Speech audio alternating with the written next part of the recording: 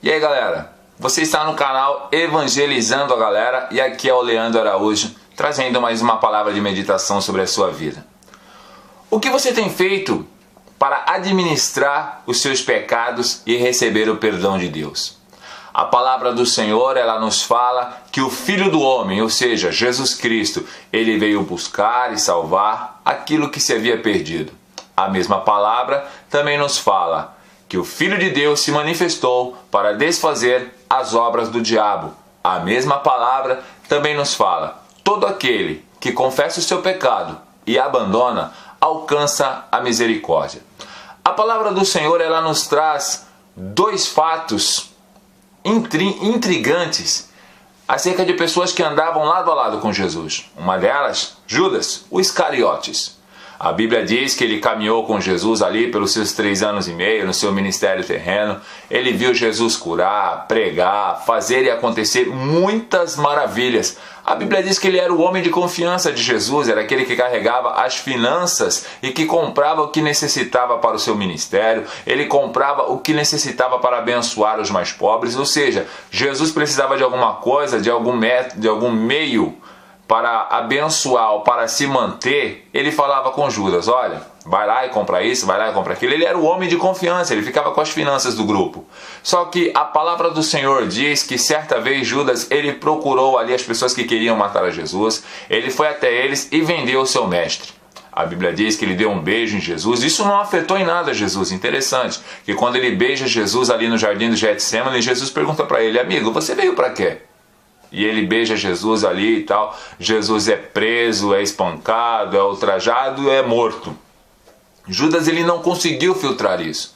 Judas, ele ficou perturbado com aquele sentimento de culpa, aquele remorso, mas ele não conseguiu alcançar o arrependimento porque não confiou no poder do perdão, no poder restaurador de Jesus. Consequentemente, a Bíblia diz que ele foi e se enforcou. Ou seja, não quis o perdão do Senhor e não conseguiu arrependimento. Em contrapartida, encontramos outro companheiro de Judas. Esse já era Pedro. A Bíblia diz que Pedro também teve os mesmos momentos que Judas teve ao lado de Jesus. Pedro não era o homem de confiança de Jesus, porém era o homem que mais fazia perguntas e que mais tinha esclarecimentos ali ao lado de Jesus. Pedro, ele andou 3 anos e pouco com Jesus e não arrancou a espada que ele carregava em sua bainha. A ponto de quando Jesus foi traído por Judas, que Jesus foi preso, o Pedro puxou a faca e foi tentar cortar o pescoço do servo do sacerdote. Só que o homem se esquivou e pegou na orelha, arrancou a orelha. E Jesus repreendeu Pedro, mandando que ele guardasse a espada, coisa e tal. Ou seja, Pedro, ele andava com Jesus, mas não estava 100% convertido. Muitas pessoas estão andando com Jesus, mas não estão 100% convertidas. Aí a palavra do Senhor nos fala que Pedro disse que ia entregar a vida por Jesus e tal, que se possível fosse morreria no lugar de Jesus. Porém, no momento tal, no auge, no momento A, no momento H, ali que era para Pedro mostrar para que veio, a Bíblia diz que Pedro fraquejou e negou Jesus 3 vezes. Eu não conheço, nunca vi tal homem e você está me confundindo. Ou seja, ele chegou ao ponto de praguejar, de amaldiçoar as pessoas que estavam falando que ele era seguidor de Jesus. A Bíblia diz que, como Jesus o informou, o galo cantou e Pedro se lembrou das palavras que Jesus havia dito para ele: antes que o galo cante, 3 vezes você vai me negar. E a Bíblia diz que Pedro chorou amargamente. Eu acredito que Judas também chorou amargamente. Só que o que chama-nos a atenção é que o que mostra para Deus o que nós somos não é apenas as nossas lágrimas, não é apenas o fruto dos nossos lábios, não é apenas a nossa expressão estereótipa em um culto ou dentro de casa, não. O que mostra para Deus que nós realmente cremos no seu poder restaurador,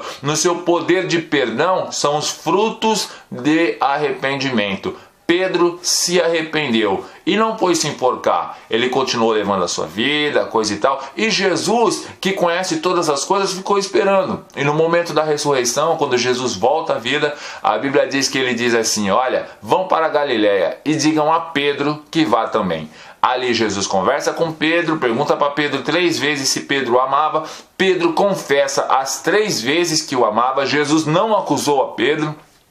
Muito pelo contrário, chamou Pedro para o ministério e disse assim para Pedro: olha, apacenta as minhas ovelhas. Ou seja, nós estamos trabalhando com pessoas, evangelizando pessoas, compartilhando a palavra de Deus com pessoas, porém nós estamos também sendo moldados por essa mesma palavra que nós incentivamos e que pregamos para as pessoas.